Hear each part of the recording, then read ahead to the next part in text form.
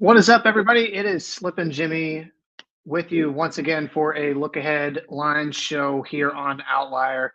I am dialing in, streaming from the land of the Chiefs in Kansas City. Yes, I am here for work outside of being able to do my side hustle, obviously in betting. So, going to make this one a little bit quicker. Typically, we do these on Sundays at 9 Eastern. So we're doing this one actually right in the middle of Monday Night Football. So I'll try to keep this a little bit quick, but there definitely are some lines I'm seeing that we could potentially find some value here for week 9. If you guys haven't joined us before, here's how it typically works. We will go through all of the game lines for the upcoming week. We're going to cross compare, see what is the lines looking like at Penny, Bet Online, Bookmaker, some of those different sharp books, and starting to try and understand, figure out exactly where we think some of that line movement will be going, as long as also probably getting some CLV from that as well. So without further ado, why don't we dive right in here into the lines for week number 9? Hopefully, you guys have had a great week of football so far. I know for me, that was week 8. Week 8.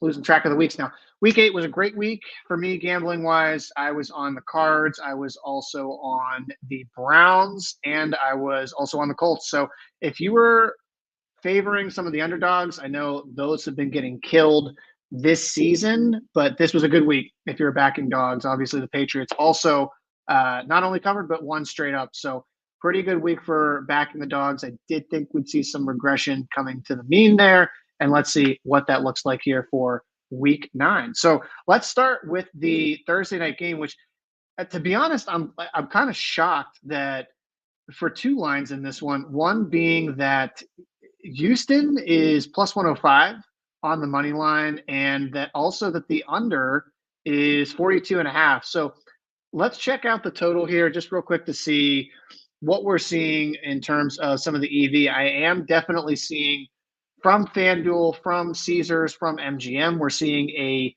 42 and a half at a minus 110. If we go and take a look here onto Pinnacle, this is a little bit juiced. So, and actually, sorry, juiced to 42. So this has already taken some action from 42 and a half to 42. And if we look at that line history, this opened 42 and a half, actually took a little bit of money quickly to the over, but that actually, sorry, that was on the 22nd. So if we want to look at, if you go an outlier, you want to look at what was happening yesterday.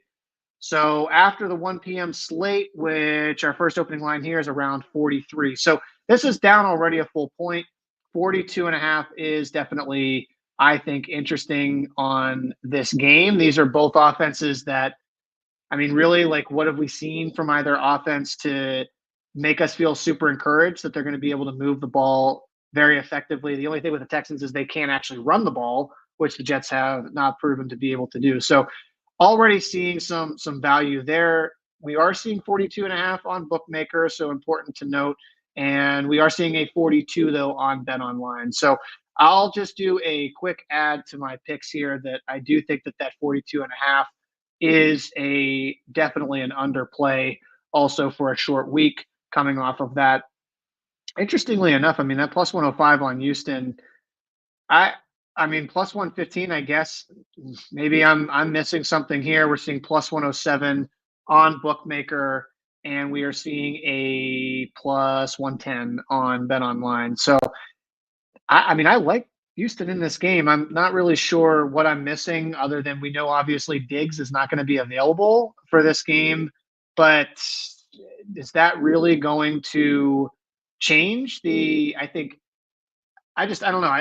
For me personally, Texans are significantly power rated better, even if they haven't looked super impressive. I know they don't have Diggs. I know they don't have Collins, but that just seems a little odd to me that they are a plus money dog in this game when I would think what have the Jets shown anything, especially losing Mosley, who will probably not play in the linebacking core here. So won't touch the money line there from some market signals, but yeah, I think that's just surprised that Houston is showing up as a slight dog. Gonna skip the Giants and Commies game. That game, obviously, the Giants are playing right now in a tight game in Pittsburgh, so we will skip past that. We'll go to the Raiders and the Bengals. 7.5, we're seeing as the line here. We are seeing some EV on the money line. If we take a look, yeah, not really great EV. So I'm looking more at like additive and shin, which is a little bit more conservative on here. Seeing those DVIG odds as plus 299. I'm not really sure what the case is for the Raiders in this game. I mean, I think and I'm just kind of looking up here just to look at the Monday night game as well on this, but I'm not really sure where I'm seeing a ton of advantages for the Raiders.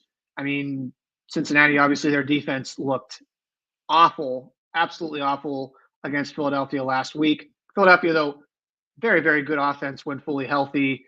So a little bit, don't see really, excuse me, where we're going to get a ton of value on looking at the Raiders here. I'm seeing plus 300. That seems about fair. Total here is 45. I would be looking personally to see what a team total over is for Cincinnati. 26.5 juiced. Seems a little bit high to me. If we look at the Raiders points, 17.5, I don't necessarily hate that. I mean, if we take a look at the Raiders so far this year, they've been over this in 5 of 8 games. And I mean, this is not an offense that's obviously been able to move the ball all that effectively. But, Cincinnati, again, defense that has struggled mightily. Maybe a team total over prop here for the Raiders. I think the Bengals will certainly be able to move the ball. 7.5 is a lot of points for the Bengals, even against the Raiders. But no play for me personally on this one. I do think if you're going to be looking for a side, all I can tell you is we're past the 7.5 number. So if anything, this number is only moving back potentially to 7, and then we'll see if it can actually cross or if it's going to sit there. Again, hard to kind of imagine a scenario where that would happen, but the Raiders did just cover against the Chiefs at home, and the Chiefs would obviously be a higher power rated team there against the Bengals as well. So Chargers and Browns. Browns as a dog here are kind of interesting to me. I think that this team they're a lot better with Jameis under center than they will be with Watson or DTR. I haven't seen anything that's indicated that Jameis would not be the starter in this. One thing to keep an eye on is you've got Jeremiah, Joker really is what I kind of call him here. He had a neck injury. He is apparently he's got feeling everything is looking okay, but that's a big piece of their middle linebacking core. Obviously, that is one of their starting linebackers, former Pro Bowler. So keep an eye on that through there in terms of how the Chargers want to be able to run the ball. I do think that the Browns at plus 1.5. If we see this is minus 105, plus 2, but juice, so that looked like that could be coming off. So maybe not a ton of value here. Plus 1.5 here on Bookmaker, and then if we look at plus 1, plus 103. I think at this point, if you're going to take the Browns, again, it's one of those scenarios where this is likely going to hover between 1 and 2. And again, the injury here to Koromoa that's not going to move the line significantly. You look at the injuries here on the Chargers side, not really anybody that's also going to necessarily move this line. Not really sure if this line is going to move a ton. So I would probably be looking to back Cleveland here at the plus 112 straight on the money line. And under 42.5 is also kind of interesting there. Also, by the way, Chargers this season, they have, I believe, yes, they have been under this every single game.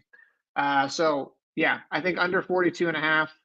I'll add that quickly here, but that would be certainly a play that I'd be looking at the way that the defenses here have been playing, but keep an eye on that injury there for JOK.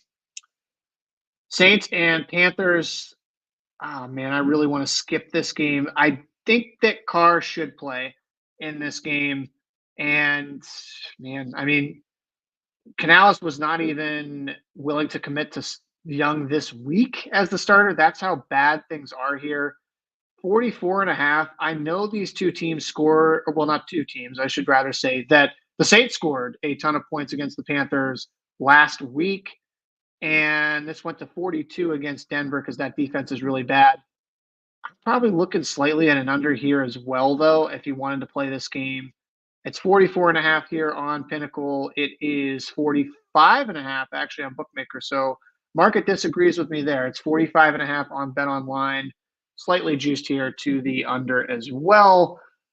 Probably no play for me either. This is a gross game. I have a hard time backing Carolina in any sense, but got to see what happens here with Carr and where this could go. If Carr does play, and it does look like again that they're expecting a return, that line's probably not moving much. If there's any sort of practice report though where Carr does not look good, then this line will definitely move. So you will get a little bit of value there on Carolina +7. Yeah, hard for me though to back Carolina anyway, the way that this team has looked this season and with Carr coming back. Got a couple other games here. You're seeing, by the way, it's a Central Time that I am looking at this, but these are all at 1 o'clock Eastern. Cowboys and Falcons, 52 and a half. That is a high total for sure. We also don't know the status here of Micah Parsons. He did not play in the game yesterday, but I think there's a chance that he will play in this game. That could potentially, that certainly would, I think, give a little bit more credence there to an under. So far, I'm actually finding that I like a bunch of unders this slate. 52 juiced under there on Pinnacle. And if we look here on Bookmaker 52, what are we seeing? 51 and a half. So this is absolutely a pick that I would want to look at. I know this is slightly juiced there on Bet 365, but 52 and a half is pretty high, especially considering that Parsons could be playing in this game. There's a very good chance that he will be playing in this game. And yeah, I certainly could see this. I know Atlanta's offenses look great, but that's a lot of points at 52 and a half for sure. New England and Tennessee in our next game here. Do we know who's starting for Tennessee? I mean, is this going to be Levis? Is this going to be Rudolph? Does it even matter? We know that May is, I would guess, most certainly not going to play from the Patriots side. That's why you're seeing Tennessee as a 3-point favorite here. I just have a hard time getting there. I mean, even money on the Patriots at +3. I mean, +102 on Pinnacle. So that's about actually in line with what we're seeing. +3 Bookmaker.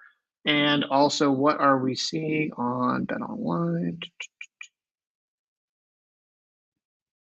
-102. So a little bit of action there on the Patriots.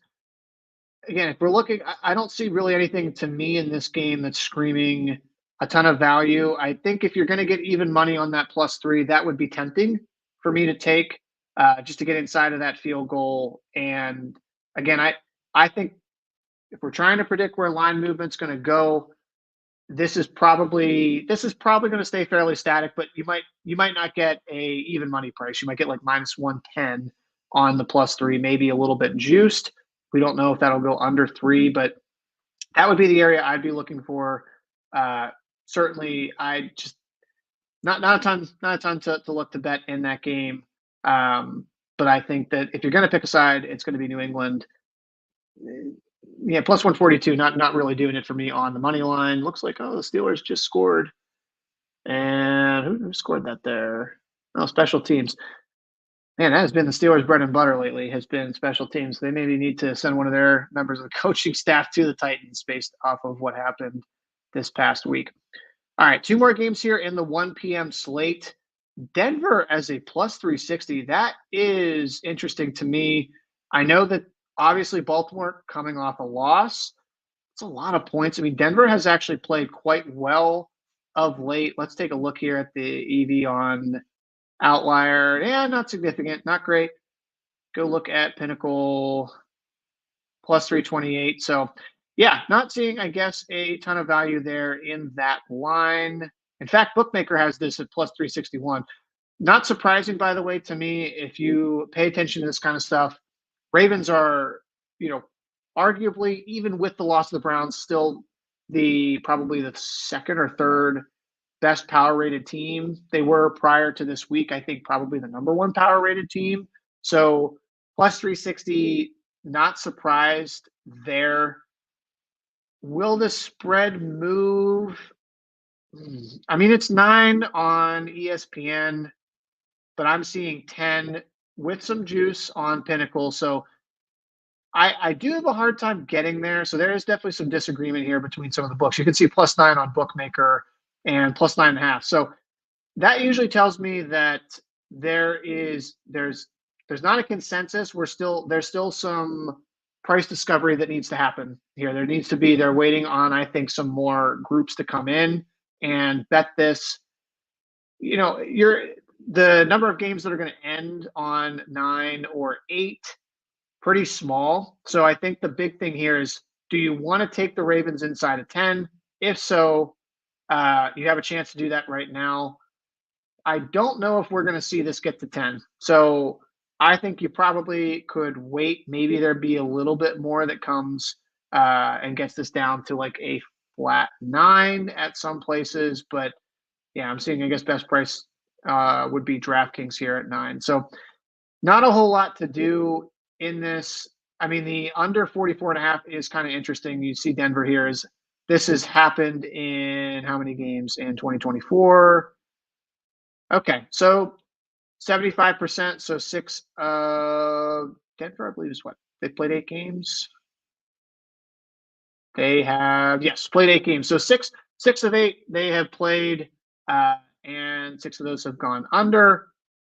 And Ravens have been a truck, though, unbelievable on that over, and that's also probably a testament to their defense. So you've got kind of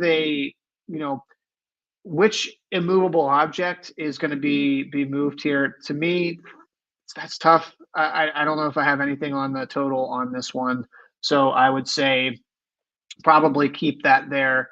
And yeah, if you want to buy the Ravens, you could probably wait and see. If you want to get Denver and you want to get some value, it's probably going to be around that 8.5, 9 number anyway. So I don't really know if there's a ton to do there as well. And then Dolphins and Bills.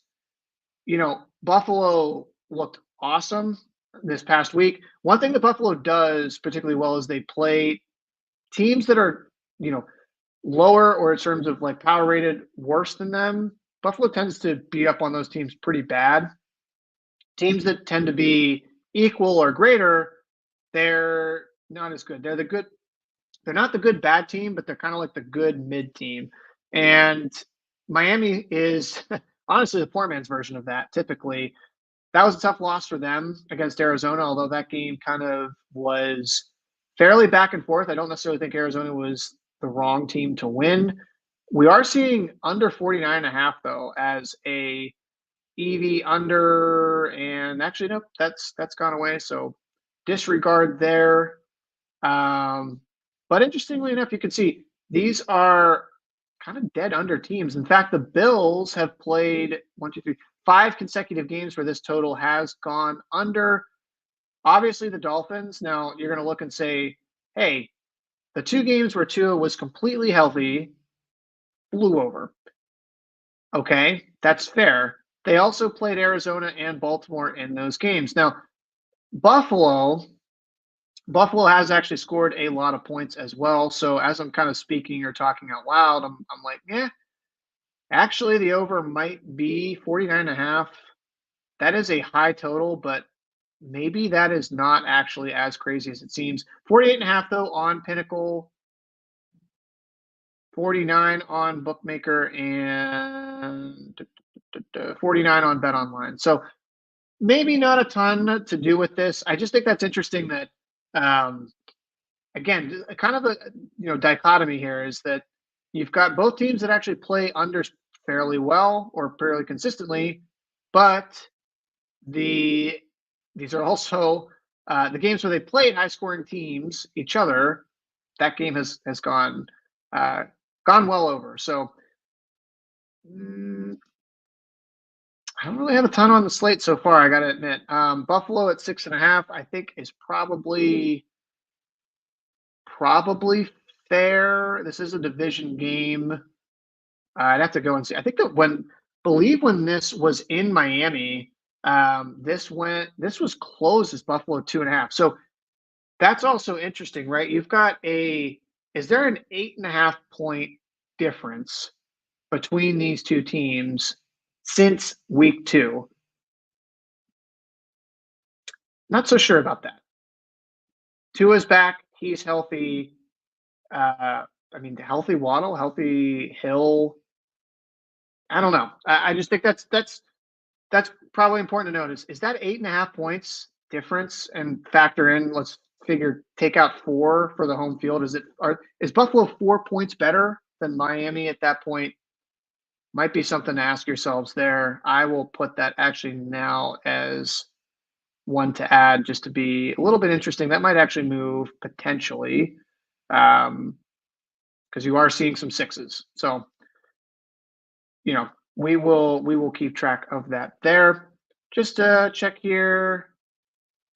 And okay, we're going to skip past that comment there. Thank you very much for that. We will go here to the 4 o'clock slate with the Jags and the Eagles. Philadelphia, look, they've looked awesome. They certainly have answered a lot of questions the last couple of weeks against the Giants, but a big win against the Bengals. I wouldn't be surprised if Jacksonville is a quote sharp side for this week, but you are seeing 7.5 on here, and we are seeing 7.5 on Bookmaker. So maybe some of the sharp community has kind of given up a little bit on Jacksonville at this point. They were certainly lucky to cover that game against Green Bay last week, obviously with Jordan Love leaving that game early. So you're going to see a cover there, but that probably shouldn't have been a cover. 45.5. That is kind of interesting, that total. I would be looking at possibly an over. And again, we're not seeing, 45.5, a little bit, starting to take a little bit of money there, and penny, a little bit juice there. So I'm going to put that in the queue as well at 45.5. Just given kind of the state of both of these defenses, and just curious, what is the prices there? Yeah, so definitely not EV per se, but you can see obviously MGM is the outlier at the -110. So I do like that that's moved probably a little bit more in the direction of the over. And if you take a look honestly at yesterday as well, we're seeing this at open at 47.5. It did. So 47.5 was the open. I agree. I think that this probably should be more like 46.5 or so. It got bumped down, but I could easily see this taking some money to go to the over. All right. Keep moving along here for week number 9. Bears and Cardinals. Man, what a game that was yesterday with the Bears and Commanders. Actually, the game largely sucked up until the very end with the Hail Mary. Arizona -1. I just personally think Arizona should maybe be power rated a little bit better than this. You're obvious. This is essentially a pick 'em at this point. 44.5 as your total. I don't know if there's much to do there, but -114, so a little bit towards the Cardinals. -111. Cardinals are, by the way, they're coming east back to west for this, and a pick at -114. So, this seems kind of fair to me. I would personally be on the Cardinals as the side here, but I could see, I could see a case for the Bears. Cardinals have been kind of an up and down team in terms of their offense all season. Just take a look, for example, at that team total. So you had let's see, just real quick. So they scored 28, but then they had scored 17, 13, 24, 14, 13, 41, 28. So, you know, it's kind of like they've been pretty hot and cold on offense. Do we think that there's going to be another, great offensive game from them? Certainly could be, but the Bears also have a pretty decent defense. So something to keep in mind there. Don't have really anything for you on that specific line. All right, let's finish out the afternoon slate, and then we'll quickly go into the Sunday and Monday night games. Detroit and Green Bay. Green Bay 3.5. I would say that that's probably fair. Lions have been phenomenal this season. Jared Goff. This is the first game. Is this the first game he's played outdoors all season? I know that I think he only had to play like 2 or 3.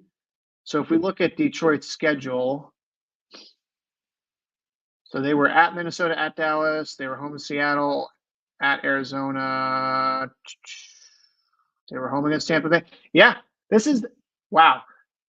So we are into November, and this is the first game that Jared Goff will have to play outdoors. That's interesting. I think that the Packers at +3.5 for me, if I'm picking a side, Lions are great. Does not take anything away from the Lions, but we have seen the Packers do this again and again to figure out a way with Willis. 3.5 at home. Interesting to me that Pinnacle, I am not seeing this line. So I am curious. I'm wondering why that line is not up on Penny. We're seeing a 3 though on Bookmaker, so that does kind of jive with what I was thinking, and so some heavy juice there on Bet Online. So for me, this would be Packers 3.5. It's got to be the play.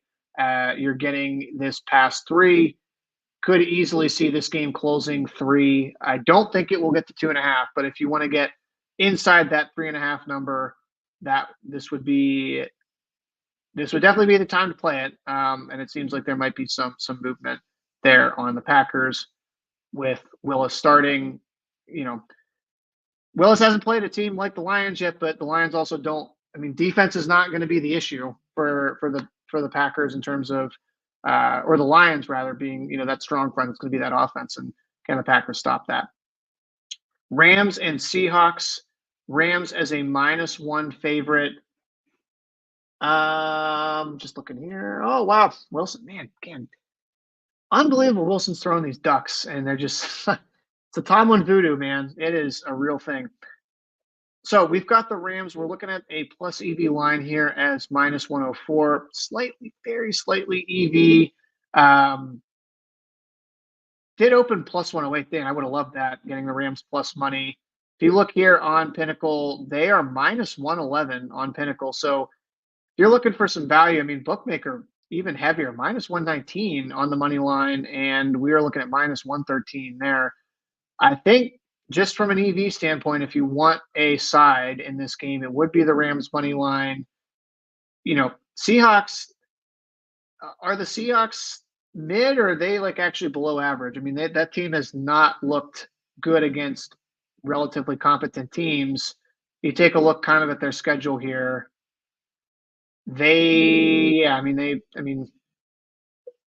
Denver win, New England win, Miami win with Skylar Thompson. Lost to the Lions, lost to the Giants, lost to the Niners.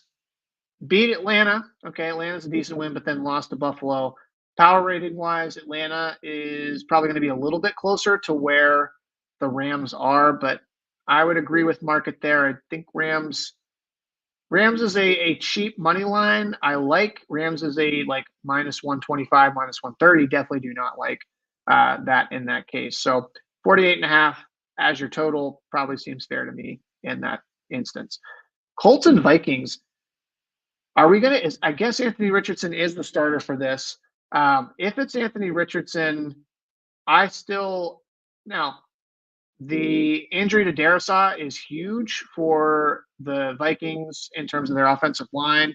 Colts also, they've been a kind of a cover machine this season. They've covered in every game, but won against the Packers, and even that game they came. That game they didn't actually really come close. That was the Malik Willis game where everybody and their mother was on the Colts prior to that game. But they've covered pretty well in these games. I mean, it's just a matter of, is this more kind of like luck in some of these cases? It seems to me Minnesota as a 5.5 seems. I'd make this. Yeah, I agree with market there at 6, and I would. What are we seeing? Do we have a line on bookmaker at 6? So 5.5, kind of a dead zone a little bit, but you could get it on the other side of the making sure that that's 6. So yeah, for me, this would be a play on the Vikings, if anything, at 5.5 to get inside that 6 number. And if we go to our last game, Tampa Bay and Kansas City plus 350. That is a big price on Tampa Bay. But I get it. I mean, no Godwin. My guess is that if we're looking at injuries here, likely no Evans in this game too is going to be my guess as well with the hamstring. He already declared out. So, and on the Chiefs side, yeah, relatively healthy. We'll see if they get Juju. They certainly have another week for DeAndre Hopkins to be getting into the flow of the offense in this one. The over, these have been kind of 44.5 to me does seem fair. That's what Penny also says. 45, yeah, I'd lean slightly over, and 45 juiced over on Bet Online. So that's not insignificant there. If we look at the opener from yesterday, you're looking at 44.5 minus 110. So this has not moved really at all. It's kind of gone up and down per se, but this is at essentially open.